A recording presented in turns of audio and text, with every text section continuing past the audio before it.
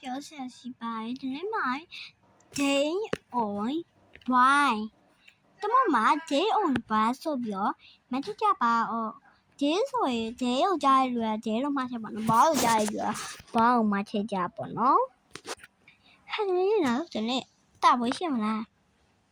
အေးဘောရှိမှာပါနော်အေးဘောအတော့မေတ္တလေးအကြားရတွေ့တော့နေကြတာပဲဟဲ့ဟိုတမလေးရတယ်ကြည့်ရမလားအေးဟုတ်တယ်တော်လေးအေးတော့ရအဖတ်တယ်ပါနော်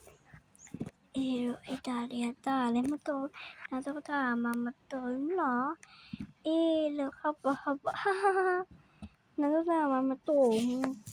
အေးတော့ဟာဟဲ့ရကြလေးရနော်တော့ဒီတော့နေတယ်နော်အေးဟုတ်တယ်ဘယ်တော့မှလဲတီ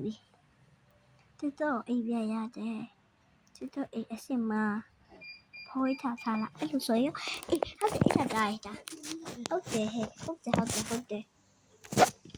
အဲ့ဒါကြားရမယ်နော်ဟုတ်တယ်အေးအမရပါနော်အေးပေါ်ဟဲ့နေတော့ရလောက်ထားနော်ဟုတ်တယ်ပါမရဲ့အေးပြမာလေးတော့ရအေးနော်နောက်မြကြုံစားနော်နာရေတော့ဆိုဒီတော့မဝင်ကြလားညနေကြီး YouTube ဖြစ်ထတာဒီစေးဆို YouTube ဖြစ်ထတာဟာဒီနော်ဖြစ်တာကြုံစားနော်အေးမိချင်းလေးဖွင့်နေရကြလေးဖွင့်နေဘယ်နာမလဲဆိုတော့ချာပေါ့နောက်တော့ဖွင့်ပေးနာပါဟဲ့ဟုတ်ကြတော့